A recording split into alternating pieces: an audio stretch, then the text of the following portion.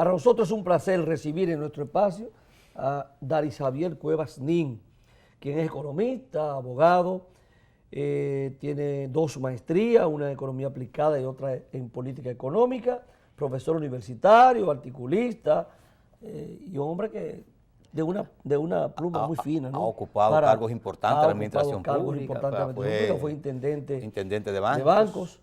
Así es que es un placer recibirle por acá. No, pues para mí es un honor porque ustedes me están dando un recibimiento para ir a la ONU, ¿será? Tiene las condiciones de más para eso. Mire, usted tiene la puesta en circulación de un libro próximamente. Tengo entendido que es el 18 de julio. De junio, ¿no? 18 de junio. Usted tiene un escenario ahí en Funglode para presentar su libro Riesgo en la economía global. Riesgos. Riesgos en la economía global. Sí. Así es que desde aquí le vamos a dejar suerte y vamos a ver si más adelante podemos presentarnos y difundir un poco para que la gente pues les acompañe en una actividad que para un autor es sumamente importante, ¿no? Yo siempre hago la aclaración. Este es tu segundo libro. Mi tercero. Tu tercero. El primero fue Economía financiera. Economía en la era de la globalización. Ajá. Y economía financiera, Un enfoque bancario. bancario. Mira, yo siempre tengo que hacer la aclaración que es riesgos en la economía global, no que la economía global esté en riesgo, aunque puede riesgos ser. en la economía global. Entonces, cuando Sí. cuando me preguntan riesgos en la economía global, ¿por qué? Y es que yo digo, estamos entrando en un espacio en que la economía global está siendo vulnerada por muchos riesgos. Hay riesgo, y lo comentaba en off, hay riesgo en la democracia.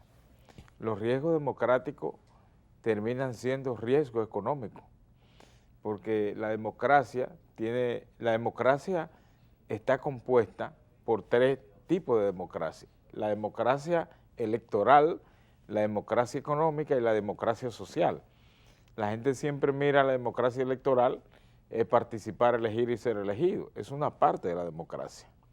Pero la democracia económica es cuando todos tenemos acceso a los beneficios que se generan en la economía, oportunidades. Y la democracia social, cuando la gente forma parte de la inclusión del crecimiento de la economía. Entonces, como eso está siendo vulnerado, forma parte del riesgo en la economía global. Ya. Igualmente están las especulaciones en el ámbito de los mercados del crudo, que yo siempre he dicho, y ustedes son economistas también, que el mercado del petróleo rompe con la tradicional esquema que uno fue formado del modelo de la oferta y la demanda. Sí, Rompe totalmente con la ley de oferta y demanda, en el sentido de que la ley de oferta y demanda te dice mayor escasez te provoca incremento de los precios. Sobre oferta te provoca reducción de precios. Depresión de precios. Y resulta que en el mercado del petróleo están los consumidores suficientes y están los productores suficientes. Entonces el elemento especulativo y la manipulación con el recorte de la producción te rompe con el esquema de la oferta y la demanda, y para mí es otro riesgo. Y otro elemento importante también son los riesgos, los mercados financieros son muy vulnerables, y otro elemento que entra es el problema geopolítico, que te crea un problema geoeconómico también. Entonces, de eso se trata, y esos son elementos que están dentro de la economía global. Por eso yo digo riesgos en la economía global, no de la economía global. Después que te ponga en circulación su libro, podemos venir aquí a hablar del mismo. Claro, ¿no? claro. Presentarlo ya formalmente, y que usted entonces venga a hablar de cuáles son los temas que usted aborda, que ya usted ha dado un adelanto importante de por dónde que andan las cosas. Esa es la introducción. Esa es la introducción. Mire, nosotros quisiéramos abordar con usted el tema de las relaciones que hemos establecido con China continental. Y hemos estado ya en otra ocasión mirando la parte geopolítica, la parte histórica, pero ahora quisiéramos concentrarnos en los aspectos económicos de esas relaciones. ¿En qué nosotros nos vamos a beneficiar? ¿Cuáles son los sectores que podrían ser beneficiados? ¿Cuál es el beneficio para la República Dominicana de estas relaciones? Salimos de Taiwán, estamos con China, que tiene 1.400 millones de habitantes, que tiene una economía que después, bueno, la economía, Con, podemos decir, con 500 millones de personas con nivel de consumo igualito exacto, que los Estados Unidos. Exacto. Entonces se supone que si nosotros salimos de un país con el cual hemos tenido relaciones durante muchísimos años, y en el cual teníamos algunos beneficios, se supone que hemos dado un paso en la dirección de salir más beneficiados. De eso se trata en restablecer estas relaciones. ¿Cuál es el enfoque que usted tiene sobre eso? Mira, déjame comenzar con algo importante, porque lo escuché a ustedes hablando ahorita, de que Estados Unidos se ha enojado con esta apertura. Y resulta que los chinos son los mayores capturadores de deuda Sí, claro. de Estados Unidos. Por ahí lo tienen agarrado. Cuando tú agarras la solución... 360.000 millones. Cuando tú agarras la solución de la crisis del 2008, ¿quiénes fue que participaron en el aporte del fondeo de la crisis norteamericana? Fueron los bancos centrales. Y cuando tú agarras el desglose por bancos centrales, fue China el mayor comprador de deuda de Estados Unidos. Y en función de eso, los chinos están en el mercado mundial, están con dos elementos fundamentales: la inserción de tecnología, de su tecnología expandiéndola, y la compra de deuda en los mercados internacionales. Entonces, los chinos básicamente a las economías desarrolladas le están comprando deuda, y es un factor importante a tomar en consideración. Exacto. Y hay algo... Comprador, pero también inversión. Bueno, sí, la otra parte de la inversión que lo están haciendo a través de la tecnología. Esos son para mí los elementos más importantes, más que el tamaño de la población y más que el turismo que ellos puedan hacer. Porque al final del día, todos los chinos, los 1.400 millones de chinos, no van a coger para ningún país, ni menos para este. No, tampoco los chinos te van a hacer una demanda de exportaciones, o sea, de importaciones para ellos de un tamaño significativo. Pero sí hay un elemento importante, es cómo te puede beneficiar de la tecnología. Y ahí es que yo creo que radica la importancia de una relación de carácter económico, de carácter comercial y diplomático. Tú sabes que las relaciones diplomáticas son relaciones de corte político, y en la teoría del comercio internacional se tiene entendido de que cuando los países se entienden políticamente, también se entienden económicamente.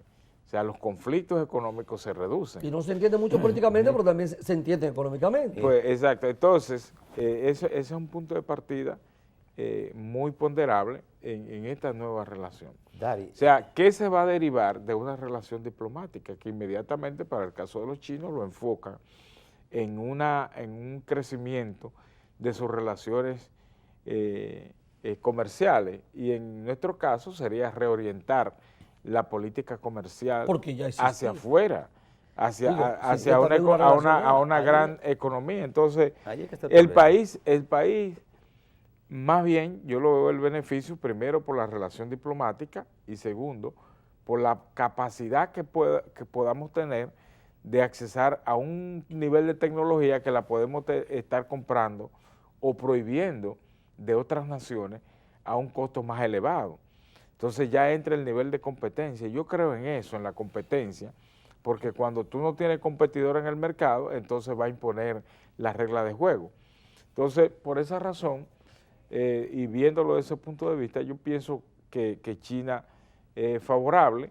Además, los chinos tienen una historia muy favorable, y es que eso en su historia, en la parte histórica de las relaciones de China con el mundo, China nunca ha agredido a un país. Y es un elemento muy favorable en el cual no existe una deuda con ningún otro país. En el caso de América Latina, en los últimos años, la relación de China con la región de América Latina ha sido muy significativa, comenzando por ejemplo con el Perú, donde ellos tienen grandes inversiones. Ya no, hay una comunidad china muy ascendente. Las inversiones chinas en el Perú son muy fuertes, y en otras naciones, también como Venezuela, que a pesar de tener dificultades con otras economías como los Estados Unidos, que encima de todo la gente se pregunta, ¿y por qué Estados Unidos le sigue comprando petróleo a Venezuela cuando tienen tanto conflicto? Y el mejor comprador que tiene Venezuela de petróleo es Estados Unidos, porque pagan en efectivo. Y tú te preguntas, ¿y por qué? El problema es que el Estado norteamericano no compra petróleo. Quien compra petróleo son las empresas norteamericanas. Y entonces, en ese sentido, son relaciones comerciales de empresas con un Estado. Y por esa razón, sustrayéndolo a China, también eso no afecta a Venezuela con su relación con los Estados Unidos. Ahora, ¿por qué Estados Unidos es flexible con estos países de la región que están teniendo un aceleramiento en sus relaciones con China? Es simple, por lo que hablamos ahorita.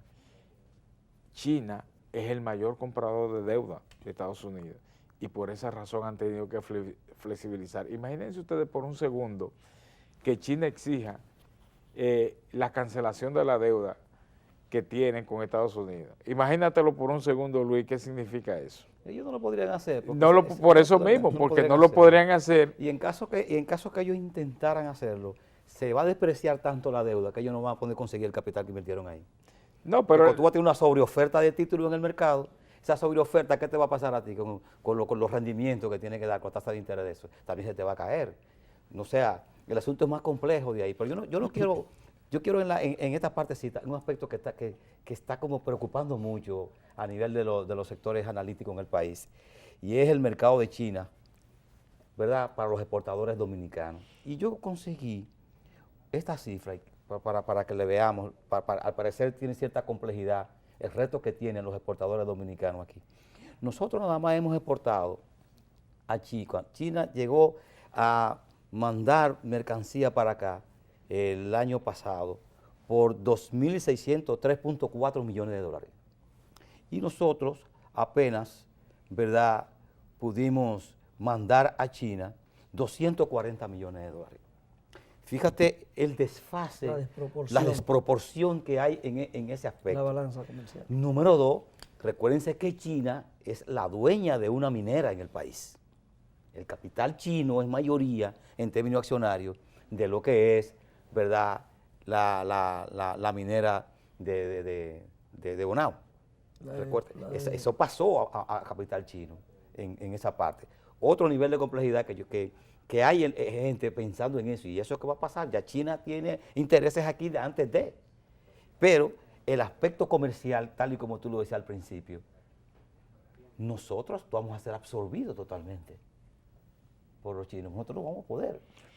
Mira, Luis, lo que pasa es que tú estás hablando de dos economías distintas. ¿Qué produce la economía china? Produce tecnología. ¿Qué nosotros producimos? Banano. Entonces, tú te preguntas, ¿qué tanto el consumidor chino se identifica con los productos de la República Dominicana? Ese nivel ¿Lo consume o lo de consume? Identificación, se identifica y lo consume y es muy bajo. Pero eso es un reto para Los chinos no te van a importar arroz porque ellos lo ¿Tienen producen. arroz suficiente? ¿Entiendes? Nosotros producimos arroz, los chinos no comen víveres. Y por eso entonces es un reto. Entonces, ¿cuál va a ser el negocio? Nosotros tenemos que identificar cuál sería el los beneficio nichos está, que tendríamos. y es por lo que yo lo veo por el lado de la tecnología. O sea, ¿qué tan acceso nosotros podemos tener a la tecnología y tener una buena relación Pero con eso una lo tenemos economía? con Taiwán. Con Taiwán. Sí, pero no al mismo nivel.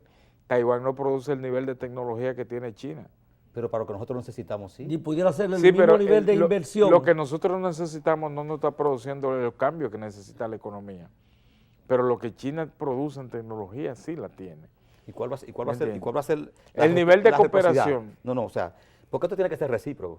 Ok, tú vas a tener tecnología, nosotros vamos a tener tecnología, y ellos a cambio, ¿qué van a tener de nosotros? No, porque fíjense, lo que sucede es que nosotros no vamos a pretender que los productos dominicanos van a tener una desviación de hacia los mercados normales que tienen, como el mercado norteamericano, centroamericano. Es un tema de distancia. Hay una desviación hacia China, porque ahí está la cultura del consumidor.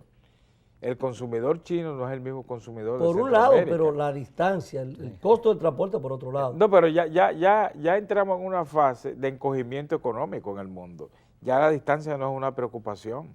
Para exportación.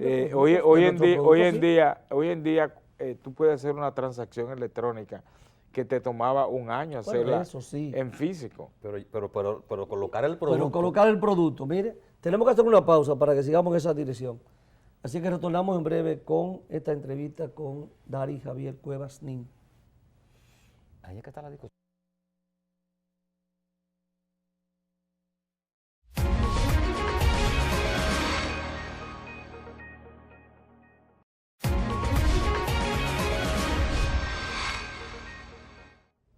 Continuamos conversando con Dari Javier Cuevas Nin. Hablamos de los beneficios que tienen que ser recíprocos en unas relaciones como la que hemos establecido. Ya hay una comisión de gobierno que estuvo antes de firmarse formalmente estas relaciones diplomáticas, de concretizarse, y ahora hay una comisión, una misión que sale para ver temas de zona franca, tecnología, infraestructura, medio ambiente y otros temas más. O sea, turismo. ¿Cuáles serían los sectores de la economía dominicana que tú entiendes que pudieran salir beneficiados con este tipo de relación? Hablamos del turismo, y la gente dice, bueno, quizás completamos la meta del presidente de los 10 millones de turistas, pero ¿cuántos millones de chinos van a venir acá? ¿Cuántos han ido a Cuba después de establecer relaciones diplomáticas con China? Estamos hablando de 41,000 turistas llegaron el año pasado a Cuba. ¿Y en el mismo Panamá? En el mismo Panamá. O sea, ¿dónde tú ves que nosotros pudiéramos tener algún tipo de ventaja comparativa, ¿no?, en estas relaciones? ¿En qué sector? ¿En energía? ¿Cuáles son las grandes inversiones? ¿En minas? ¿Dónde podemos ubicarnos? Déjame tocar un punto que tú señalaste con relación al turismo. Yo nunca he creído en eso de meta de turistas, porque eso es una, como se dice en economía, una variable exógena. El país no tiene control de la variable turismo por varias razones. Una, la situación interna del país receptor, que en este caso somos nosotros. Esto va a estar en función de la estabilidad social, política del país y además del clima. Un ciclón te puede espantar cualquier tipo de turista que tenga. Entonces, ya eso no va a depender desde el punto de vista del control endógeno, no va a tener, tú puedes tener ese control, pero desde el punto de vista exógeno, de que, por ejemplo, si los chinos no les interesa venir en un verano aquí en la República Dominicana, un verano para ellos, tú no lo puedes controlar. Se quedan por Filipinas, por Macao, se quedan tú no por le ahí. puedes controlar el gusto de una oferta que pueda haber en otra nación, porque los turistas vienen en función de cuánto le puede rendir el dinero que puede gastar aquí, el que traiga. Digamos que tú conviertes el yuan en dólares o en euros, y cuánto te representa en la República Dominicana y cuánto te representa en otro país. Además, cuál es la oferta turística en otras naciones. Los atractivos. Y los atractivos, etcétera. Son variables que no son para ponerlo en una meta. O sea, yo en eso estoy bien claro. Y en relación a los sectores, obviamente los chinos, yo te dije que los chinos en el mundo, lo que estaban era insertándose en el mercado de deuda. Yo he escuchado mucha gente hablando en los medios de que China tiene un sistema financiero bien estable, y es cierto, bien grande, pero los chinos no están buscando colocar bancos en ninguno de estos países, ¿entiendes? Entonces, descartemos el sector, la parte sectorial al sistema financiero. ¿Hacia dónde entonces orientar eso? Insisto, en la parte de la tecnología, el sector industrial nuestro tiene que ser el enfoque principal, porque requiere una innovación muy fuerte. Aquí el sector industrial y el sector productivo en sentido general tienen que hacer un reciclaje en el aspecto de la innovación. Y fíjate que aquí hay todavía entidades que no están utilizando para ya lo que usan otras en relación al uso de la tecnología. Hay entidades que han avanzado muchísimo, pública y privada, pero hay otras que se han quedado rezagadas, no adoptan la tecnología, y la tecnología nosotros sabemos que es la plataforma ahora mismo del cambio, de las transformaciones, de la velocidad de los servicios, de la producción. Y obviamente en la minería, este es un país que tiene una minería explotable y otra que hay que ser vedada. Hay minería, hay una parte de la minería que aquí no se puede tocar, pero hay otra que sí. Por ejemplo, yo no sé, Juan José, si tú recuerdas, esos trabajos que escribió el profesor Juan Bosch sobre el oro, en el cual Juan Bosch decía que era inconcebible que una nación esté un grupo de gente pobre pasando por encima de mucha riqueza, refiriéndose al oro que estaba por Cotuí y la forma en que había que explotarlo. Entonces, aquí hay mucha riqueza minera que había que ver cómo explotarla, pero no toda se puede explotar. Entonces, habría que ver qué tanto la tecnología china puede contribuir, orientado al sector minero, explotarse, porque el sector minero es un poco delicado. Si ustedes recuerdan, el sector minero es uno de los que menos se vincula a los demás sectores de la economía. ¿Y zona franca? Bueno, ¿qué puede ocurrir con zona la otra franca, parte no? de inversión extranjera orientada a la zona franca es un elemento importante. Hay zona franca, las zonas francas en nuestro país son bien amplias. Yo no sé si tú sabes que la mayoría de las utilerías que se usan en todos los deportes, en baloncesto, el béisbol, todas esas utilerías que tú ves que están aquí, y calzado, es aquí que lo producen en zona franca, que están aquí en la República Dominicana. Lo que pasa es que no se pueden vender aquí, simplemente se lo llevan.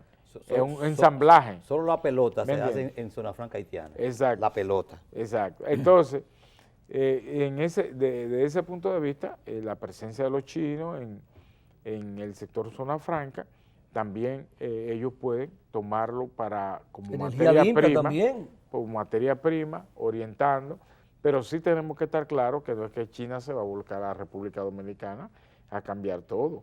Fíjate que yo usé un término ahorita de que los chinos no han invadido nunca, en su historia no han invadido países, y verlo en este contexto sería como una especie de injerencia, cosa que yo creo que ellos no están buscando, que se pueda visualizar de ese punto de vista, que lo acusan. Ellos son injerencia, pero expansión en el mundo. Ellos son muy cuidadosos con esa parte. Por lo menos cerrarle el paso a Taiwán. La estrategia de ellos es que Taiwán no siga. Que no siga ganando espacio. Debilitando. Y ahora porque ganando espacio no está, lo están debilitando. Debilitando totalmente. O sea, hay una estrategia con ellos de cerrarle totalmente toda posibilidad a Taiwán. Pero yo más bien lo veo desde el punto de vista de ellos expandirse que cerrar espacio. Hay una lucha política. Hay una lucha de espacio entre Taiwán y China. Porque ellos no reconocen que Taiwán existe. Sí, eso es una provincia de China. Así es, así es. Y si terminan eliminando todas las relaciones, ¿qué le queda? Acorralado. Total y absolutamente acorralado. Entonces, en cuanto a los productos, Luis, o sea, que tú ahorita mencionabas, que nosotros podemos, esa diferencia en la balanza comercial que tenemos con China, abismal, pudiéramos nosotros mejorarla un poco, porque hay productos, podríamos identificar productos nacionales que pudieran ir al mercado. Yo creo que esa misión que está ahí está negociando algún tipo de acuerdo en las diferentes áreas. Yo creo que el tema de infraestructura puede ser importante, alguna inversión importante en el país. Pero hay algo, Juan José, que no es para preocuparse tanto, porque si bien la diferencia es bien amplia, recuérdate que en esa diferencia tú te beneficias como nación, porque cosas que se obtienen de China que aquí no se producen. Entonces, si no se produjeran, si no se importaran desde China, entonces el país quedaría prohibido, chinos. Quedaría prohibido de adquirirse esos bienes. Entonces, también, y normalmente nosotros todos usamos de esa relación de país con país, y en verdad las relaciones son con empresas de un país con empresas de otro país. En verdad no es nación contra nación, sino las empresas de una nación con otra nación. Sí, pero nosotros podemos hacer algún razonamiento viendo la experiencia de Costa Rica. Somos economía casi del mismo tamaño, tenemos la misma base de creación de riqueza, la tenemos igual en el campo agrícola y muchísimos aspectos que son similares. ¿Cuál ha sido, digamos, el beneficio que ha tenido Costa Rica en estas relaciones que son mucho más viejas que la nuestra? Es un aspecto importante que nos pudiéramos reflejar ahí. La parte de agrícola que se me quedó, como fui por la parte industrial y tecnológica y el turismo, pero la parte agrícola obviamente que es fundamental. El campo agrícola debe de dejar de ser la cenicienta en la República Dominicana, porque uno de los sectores de la economía del país que más se interconecta con los demás sectores. Si tú agarras el sector agropecuario dominicano, la base fundamental del turismo es el sector agropecuario. ¿De dónde vienen las carnes, los huevos, los pescados, los víveres, el arroz, ¿me entiendes? Es el sector que más se interconecta con los demás sectores, tanto en la fase del procesamiento como en la fase del consumo. Entonces, eso es un elemento importante que yo creo que nosotros debemos ser más intensos en tecnología en la agropecuaria, pero también habría que entrar en una fase de capacitación con el agricultor. O sea, ya hacerlo amigable. El Estado puede hacer su parte, pero el sector empresarial tiene que hacer lo que le corresponde. Claro. Porque a veces se piensa, como tú decías, Estado a Estado. Pero no, usted tiene que ponerse la pila el sector empresarial dominicano. Así es. Y entonces, porque tú ves a China como más un Estado. Sí. O sea, tú ves a China como un Estado aquí. Ahí entra un elemento fundamental, Juan José y Luis, es que así como estamos analizando la parte del crecimiento tecnológico en el sector agropecuario, también tiene que ir acompañado con una intensidad en el crédito agrícola. El crédito agrícola, si bien es cierto en esta fase el gobierno, con lo que yo le llamo el crédito asistido, con la visita sorpresa, eso es una parte coyuntural, eso hay que darle un carácter más institucional. Banca Solidaria tiene que jugar un rol muy diferente al que está, porque en principio Banca Solidaria en sí no es banco, no reúne las condiciones de un banco. Entonces hay que ponerlo, que juegue el rol de un banco y que sirva de un vaso comunicante con el crédito agrícola. El Banco de Exportación, el Bandex, que también fue creado para esos fines. Hay que ningún rol, tú no lo ves jugando ningún rol, no, hay que vincularlo también. No están jugando el papel de banco. Mire, lamentablemente el tiempo se nos ha ido, ya nos tienen aquí bajo presión. Contra. Es un tema que seguirá siendo de trascendental importancia, es un tema que apenas empezamos a discutir, vamos a ver resultados más adelante. Claro. Así que a usted lo vamos a mantener en reserva ahí para cuando las cosas empiecen en el círculo de espera, tener los impactos que nosotros sigamos hablando. Lo felicito, buen programa. Bueno, muchísimas gracias, así ha sido un placer tenerte por aquí de nuevo y la invitación está hecha. A ustedes, amables televidentes, les esperamos el próximo domingo para que estemos compartiendo de nuevo Visión Integral. Buenas noches.